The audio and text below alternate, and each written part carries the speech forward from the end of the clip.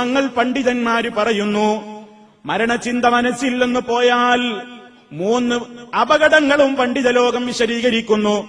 ഒന്നാമതായി എന്താണ് 3 ഗുണങ്ങൾ? മന്നക്സറ മിൻ ദിക്രിൽ മൗതി, ആരെങ്കിലും മരണത്തെ സംബന്ധിച്ചുള്ള ചിന്ത അധികരിപ്പിച്ചു കഴിഞ്ഞാൽ ഉക്രിമ ബിസലാസതി അശിയാ, 3 കാര്യങ്ങൾ കൊണ്ടവൻ അനുഗ്രഹിക്കപ്പെടും. 3 ഗുണങ്ങൾ അവന് കിട്ടും മരണചിന്ത എപ്പോഴും ഉണ്ടെങ്കിൽ. ഒന്നാമത്തെ ഗുണം തന്നെ തഅ്ജീലു തൗബ, തൗബ പെട്ടെന്നവൻ നിർവഹിക്കും. തൗബക്കവൻ പിന്നെ സമയം കാത്തു നിൽക്കില്ല. അല്ലാ, ഞാൻ ഇന്ന് മരിക്കുകയാണെങ്കിൽ ആർക്കാണത് തീരുമാനിക്കാൻ കഴിയുക? എനിക്കോ നിങ്ങൾക്കോ എന്ത് ഗ്യാരണ്ടിയാണുള്ളത്? എവിടെ വെച്ചാ മരിക്കുക എന്നറിയുമോ? ഓരോ ദിവസവും കുളിക്കുമ്പോ നമ്മൾ ചിന്തിക്കുന്നില്ലേ? അല്ലെങ്കിൽ ചിന്തിക്കേണ്ടതല്ലേ? എന്റെ ശരീരം ഇന്ന് സോപ്പ് തേച്ച് വൃത്തിയായി ഞാൻ ഇന്ന് കുളിച്ചല്ലോ, അത് തോർത്തുമുണ്ടുകൊണ്ട് ഞാൻ നന്നായി തുവർത്തി ശരിപ്പെടുത്തിയല്ലോ. ചിന്തിക്കണ്ടേ നമ്മൾ ഓരോ ദിവസവും? അല്ലാ, ഇനി എന്റെ ശരീരത്തെ ഞാൻ കഴുകുമോ? ഞാൻ കുളിപ്പിക്കുമോ? അതോ മയ്യത്ത് കുളിപ്പിക്കുന്നവരാണോ അഴുക്ക് കളഞ്ഞ് തോർത്തുമുണ്ടുകൊണ്ട് തോർത്തുന്നത്? അതും കഴിഞ്ഞ് വസ്ത്രം ധരിക്കുമ്പോ ഓർക്കണ്ടേ നമ്മൾ, ഇതാ ഇന്ന് ഞാൻ എന്റെ ശരീരത്തിൽ വസ്ത്രം ധരിച്ചു. ഈ ധരിച്ചിട്ടുള്ള വസ്ത്രം ഒരു നാൾ എനിക്കൂരാൻ കഴിയാത്ത ഒരു ദിവസം വരാനുണ്ട്. എത്രയോ ആളുകൾ അവർ ചിന്തിച്ചോ, അവര് വസ്ത്രം ധരിക്കുമ്പോ ഇത് ഞാൻ തന്നെ ഊരും എന്നാരാ ഉറപ്പിച്ചത്? അതിന്റെ ഇടയ്ക്ക് എത്രയോ പേര് മരണപ്പെട്ടു. അവരെ ശരീരത്തിൽ നിന്ന് വസ്ത്രം ഊരി മാറ്റിയത് മയ്യത്ത് കുളിപ്പിക്കുന്നവരും സംസ്കരണ ചടങ്ങിൽ പങ്കെടുക്കുന്നവരുമല്ലേ. ഈ ചിന്ത നമ്മുടെ മനസ്സിൽ വരുന്നുണ്ടോ? ഇത് വരാതിരിക്കാനല്ലേ ഇബ്ലീസ് നോക്കുന്നത്?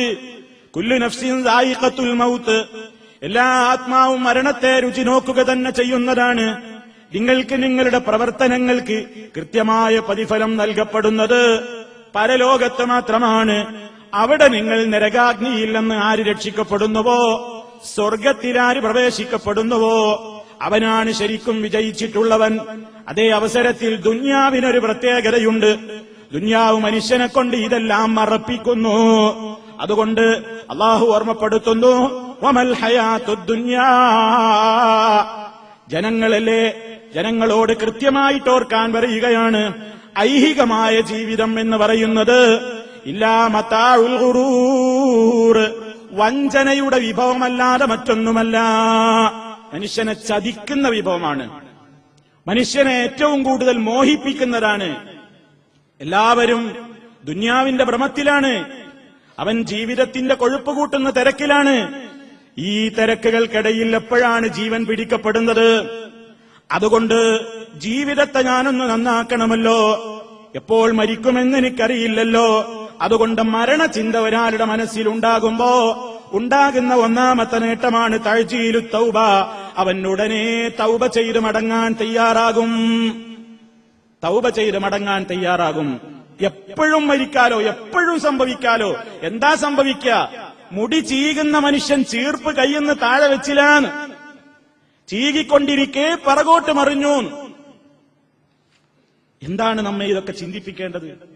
എന്താണ് നമ്മെ ഓർമ്മിപ്പിക്കേണ്ടത്? എന്നിട്ടും നമ്മുടെ മനസ്സിൽ എന്താണ് ചിന്ത? നമ്മുടെ മനസ്സിൽ ചിലരൊക്കെ അവാർഡ് വാങ്ങി, ഓസ്കാർ അവാർഡാണ്, മാപ്പിളയുടെ മനസ്സിൽ കിടന്ന് തിളയാണ്. അവൻ ആവേശം കൊള്ളുകയാണ്. മുസ്ലിം ഉമ്മത്തിന് കിട്ടിയ ഏറ്റവും വലിയ സൗഭാഗ്യം, മുസ്ലിം സമൂഹത്തിന് ഏറ്റവും ഉത്തുംഗതയിൽ എത്തിപ്പെട്ടിരിക്കുന്നു അല്ലേ? അത് സംബന്ധമായ ചർച്ചക്കാണ് മുസ്ലിം നേരം കളയുന്നത്. ചിന്തിച്ചോ സഹോദരാ, അള്ളാന്റെ കോടതിയിൽ വല്ല വിലയുമുള്ള കാര്യമാണോ ഇത്? അള്ളാഹ്ക്ക് ഏറ്റവും വെറുപ്പുള്ള സംഗതിക്കല്ലേ? അള്ളാഹുവിന് ഏറ്റവും വെറുപ്പുള്ള കാര്യത്തിനല്ലേ അള്ളാഹുവിന്റെ റസൂൽ സല്ലല്ലാഹു അലൈഹി വസല്ലം ഏറ്റവും നിഷിദ്ധമായി പറഞ്ഞിട്ടുള്ള സംഗതികൾക്ക് വേണ്ടിയുള്ള പ്രവർത്തനങ്ങൾ നടത്തിയിട്ട് അതൊരു മാപ്പിള പേരുള്ളവന് അവാർഡ് കിട്ടിയെങ്കിൽ മുസ്ലിമേ, കരയാനല്ലാതെ സന്തോഷിക്കാൻ നിനക്ക് എന്തവകാശമാണുള്ളത്? എന്നിട്ട് റസൂലിന്റെ മദ്ഹും പറയാണ്. ഇത് ആ റസൂൽ സല്ലല്ലാഹു അലൈഹി വസല്ലമിന്റെ മദ്ഹല്ല പറഞ്ഞത്. പത്രങ്ങളൊക്കെ മദ്ഹ് എഴുതി. ഒരു റസൂലിന്റെയും റഹ്മാനിന്റെയും മദ്ഹ്. ഓ മുസ്ലിമേ, ഈ ദുനിയാവെന്ന് പറയുന്നത് കളിയും തമാശയും ചിരിയും വിനോദവുമായി നടന്നിട്ട് യഥാർത്ഥമായി നിന്റെ ലക്ഷ്യത്തിൽ നിന്ന് നിന്നെ തെറ്റിച്ചു കളയുന്ന, ഏറ്റവും വഞ്ചനയുടെ വിഭവമാണ്. വമൽ ഹയാത്തുദ് ദുനിയാ ഇല്ലാ മതാഉൽ ഗുറൂർ. വഞ്ചനയുടെ ചരക്കല്ലാതെ മറ്റൊന്നുമല്ല ഈ ദുനിയാവ്. പെട്ടെന്ന് മരിക്കുന്ന ചിന്തയുണ്ടെങ്കിൽ നിന്റെ ജീവിതത്തെ നീ തിരിച്ചുവിടേണ്ടത് എപ്പോഴും മരിക്കാമല്ലോ, അതുകൊണ്ട് അതിനു വേണ്ടി ഒരുങ്ങണ്ടേ. ആ ഒരുക്കത്തിൽ ഏറ്റവും പ്രധാനമാണ് തഅ്ജീലു തൗബ. തൗബ നീ പെട്ടെന്ന് ചെയ്തുകൊള്ളണം. മരണചിന്തയുള്ളവർക്കുണ്ടാകുന്ന ഒന്നാമത്തെ ഗുണം പെട്ടെന്ന് തൗബ ചെയ്യും, കാത്തു നിൽക്കൂല. കാരണം റൂഹ് തൊണ്ടക്കുഴിയിലെത്തിയിട്ട് അതാ അല്ലാഹ് എനിക്കൊരു സമയം തരൂ, ലഅല്ലി അഅ്മലു സാലിഹാ ഫീമാ തറക്തു, ഞാൻ ചെയ്യാതെ വിട്ടുപോയ കുറെ നല്ല കാര്യങ്ങളുണ്ട്, അല്ലാഹ് എനിക്ക് സമയം തരണേ എന്ന് വിലപിക്കുന്ന നേരത്ത് അല്ലാഹുവിന്റെ മറുപടി എന്താണ്? കല്ലാ ഇന്നഹാ കലിമത്തുൻ ഹുവ ഖായിലുഹാ വമിൻ വറായിഹിം ബർസഖുൻ ഇലാ യൗമി യുബഅസൂൻ. അതാ ആ വാക്കൊരു വെറും വാക്കല്ലേ, അത് കേവലം ഒരു വാക്ക് മാത്രമല്ലാതെ മറ്റെന്താണ്? ഇനി അവർക്കൊരു മടക്കമില്ലല്ലോ, ഖബറിലേക്കല്ലേ പോക്കുള്ളത്. ഖുർആനാ നമ്മളോട് പറയുന്നത്, വിശുദ്ധ ഖുർആനാണ് നമ്മോട് സംസാരിക്കുന്നത്. അപ്പൊ തൗബ അധികരിപ്പിക്കുവാൻ, തൗബ പെട്ടെന്ന് ചെയ്യുക എന്ന ഏറ്റവും പ്രധാനപ്പെട്ട ഒരു ഗുണമാണ് മരണചിന്ത കൊണ്ടുണ്ടാകുന്നത്. രണ്ടാമത്തെ ഗുണം എന്താണ്? വഖനാഅത്തുൽ ഖൽബി, ഉള്ളതുകൊണ്ട് തൃപ്തിപ്പെടാൻ മനസ്സിനൊരു സമാധാനം തോന്നുന്ന ഒരവസ്ഥ വരും. ജീവിതത്തിൽ എപ്പോഴും മനുഷ്യനാർത്തിയിലാണ്, സമാധാനമില്ലായ്മയിലാണ്, അസ്വസ്ഥതയിലാണ്. ഒക്കെ എന്താണ്? ജീവിതത്തിലെ വിഭവങ്ങളെ പറ്റിയുള്ള ആലോചന കൊണ്ട്, അവന്റെ പ്രശ്നങ്ങൾ കൊണ്ട്. ആ പ്രശ്നങ്ങളൊക്കെ അവന് നിസ്സാരമായി തോന്നും.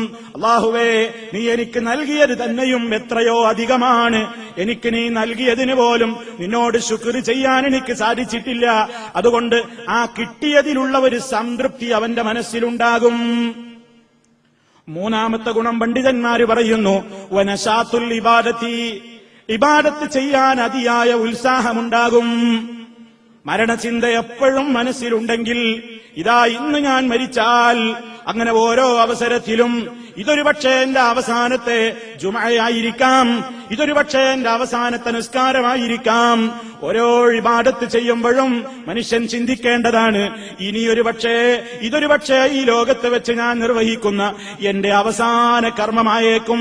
ആ നിലക്ക് ഓരോ ഇബാദത്തുകളും നിർവഹിച്ചു കൊണ്ടിരിക്കുമ്പോ അതിലൊരു പ്രത്യേകമായ മനസ്സിന്റെ ഏകാഗ്രത കിട്ടാനും ആ ചെയ്യുന്ന ഇബാദത്തിൽ ഒരു വലിയ ശ്രദ്ധയുണ്ടാക്കുവാനുമൊക്കെ മരണചിന്ത മനുഷ്യനെ ഏറ്റവും അധികം പ്രേരിപ്പിക്കുന്നു. ഇങ്ങനെ 3 ഗുണങ്ങൾ. അതേ അവസരത്തിൽ മരണചിന്ത മനസ്സിൽ നിന്ന് പോയാൽ അതില്ലാത്തവന് 3 അപകടങ്ങൾ ഇതിന്റെ നേരെ ഓപ്പോസിറ്റായി പണ്ഡിതന്മാർ പറയുന്നു. തസ്വീഫു തൗബ, അവൻ തൗബ നീട്ടിവെക്കും, തൗബ ചെയ്യില്ല. എനിക്ക് ഇത്രയല്ലേ പ്രായമായുള്ളൂ, ഇനിയും കുറെ കാലം ഞാൻ ജീവിക്കുമെന്നാണ് ഓരോ